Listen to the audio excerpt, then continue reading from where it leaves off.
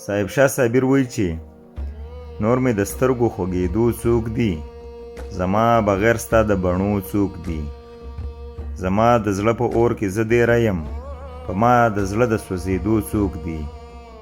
زمونږ د شپې شوګیرې هسې عادت، ګنې زمونږه د راتلو څوک دي.